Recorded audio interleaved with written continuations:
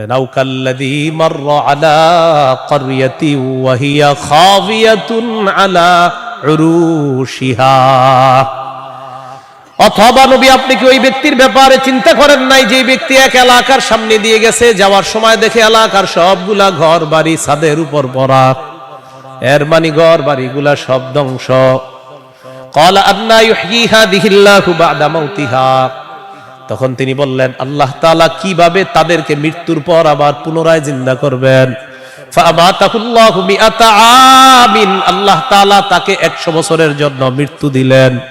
সুম্মা বাআসা, আবার তাকে জিন্দা করলেন।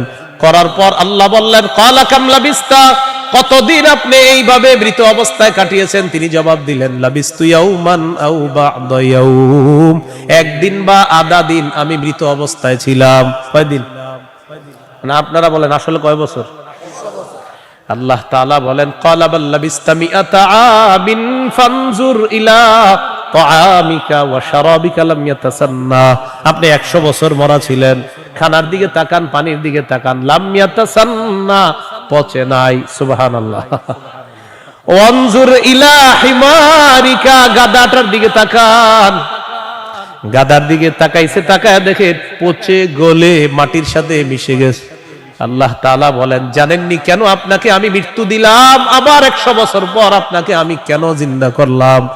ওয়ালিনাজআলাকা আয়াতাল লিন্নাস, আমি আপনাকে দুনিয়ার মানুষের সামনে নিদর্শন হিসাবে রেখে দিলাম যে দেখো আমি আল্লাহ মৃতকে জিন্দা করি, এর দৃষ্টান্ত দুনিয়াতেই দেখায়া দিলাম।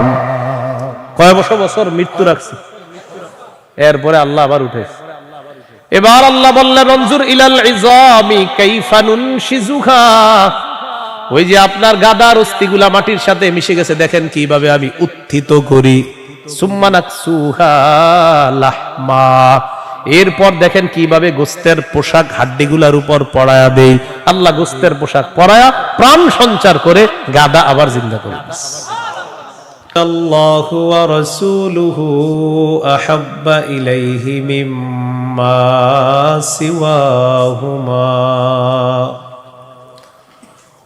ওয়া আন ইউহিব্বাল মারআ লা ইউহিব্বুহু ইল্লা লিল্লাহ وأن يكره أن يعود في الكفر كما يكره أن يقذف في النار أو كما قال عليه الصلاة والسلام اللهم صل على محمد وعلى آل محمد كما صليت على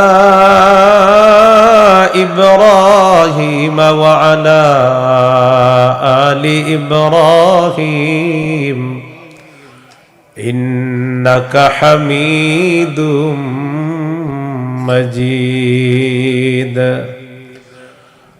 اللهم بارك على محمد وعلى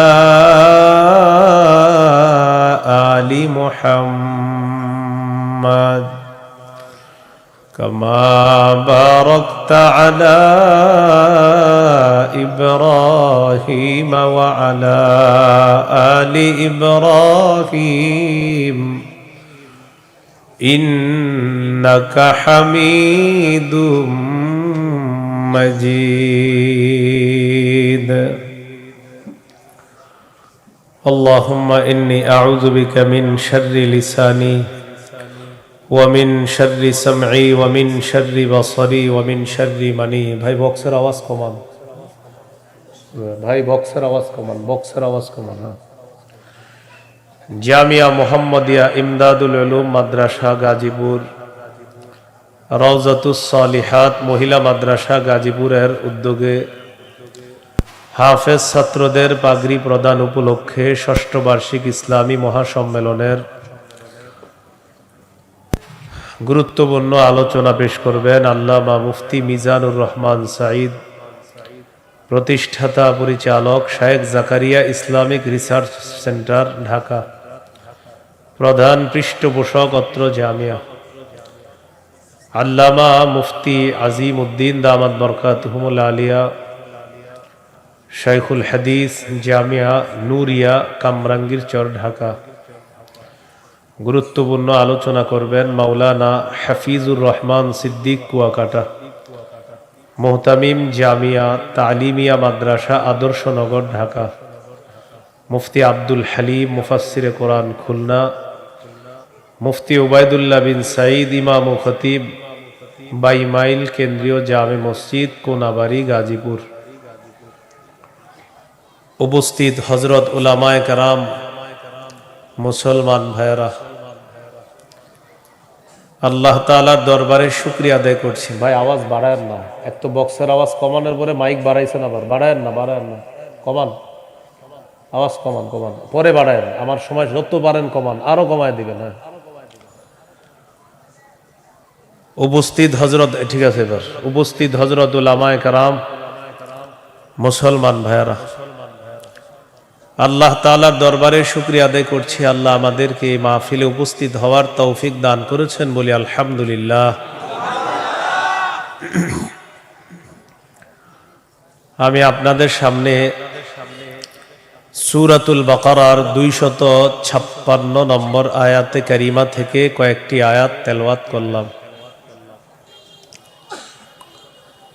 256 নম্বর আয়াতে আল্লাহ তাআলা দ্বীনের ব্যাপারে আমাদেরকে দিক নির্দেশনা দিয়েছেন। লা ইকরাহা ফিদ্দীন,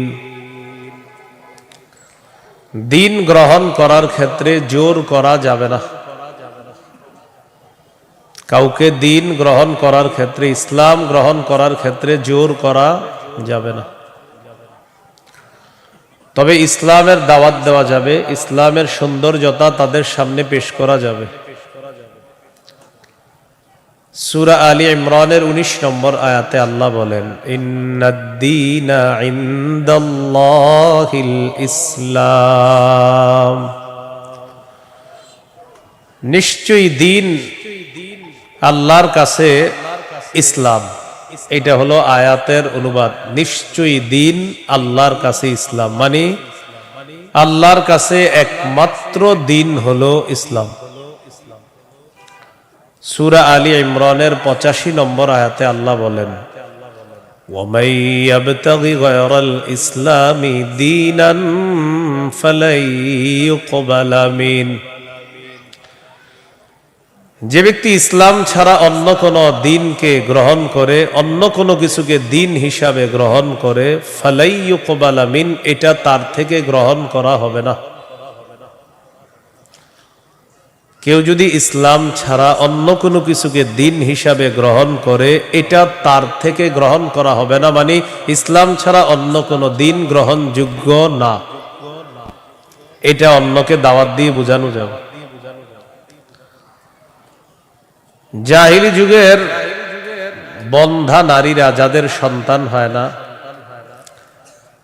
এই জাতীয় নারীরা মানত করলো, আমার যদি ছেলে হয় ছেলের ইহুদি বানাবো। নাউজুবিল্লাহ।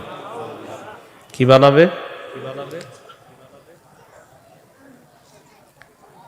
নাজিবি গোত্রের ইহুদিদেরকে বের করে দেওয়ার জন্য হুকুম আসলো।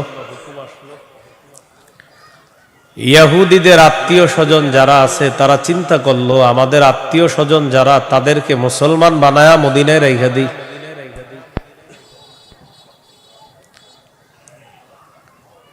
হুসাইন আল আনসার নামে নবীর একজন সাহাবী, তিনি রাসূল সাল্লাল্লাহু আলাইহি সাল্লামের কাছে গেলেন, গিয়ে বললেন, ইয়া রাসূলুল্লাহ, আমার দুজন পুত্র সন্তান খ্রিস্টান, আমি তাদেরকে যদি জোর করে মুসলমান বানিয়ে মদিনায় রেখে দিই। বাবা মুসলমান, সন্তান খ্রিস্টান।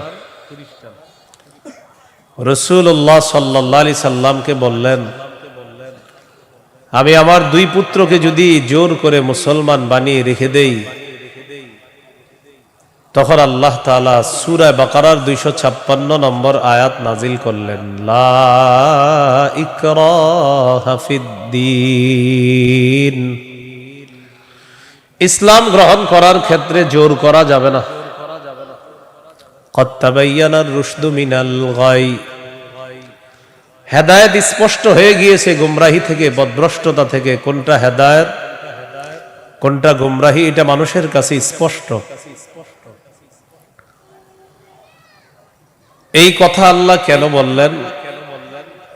হেদায়েত মানুষের সামনে এখন স্পষ্ট। এখন যদি মানুষ গ্রহণ না করে, এটা তার হতভাগা হওয়ার লক্ষণ। যদি সে গ্রহণ করে, এটা তার সৌভাগ্য। সে একজন সৌভাগ্যবান। সে সৌভাগ্যবান হওয়ার লক্ষণ হবে যদি হেদায়েত গ্রহণ করে। জোর করে বলা যাবে না তুমি মুসলমান হতেই হবে।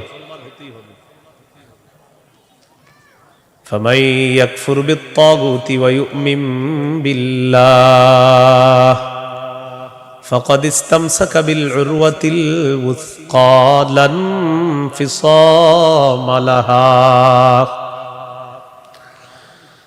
হেদায়েত স্পষ্ট হয়ে যাওয়ার পরেও যারা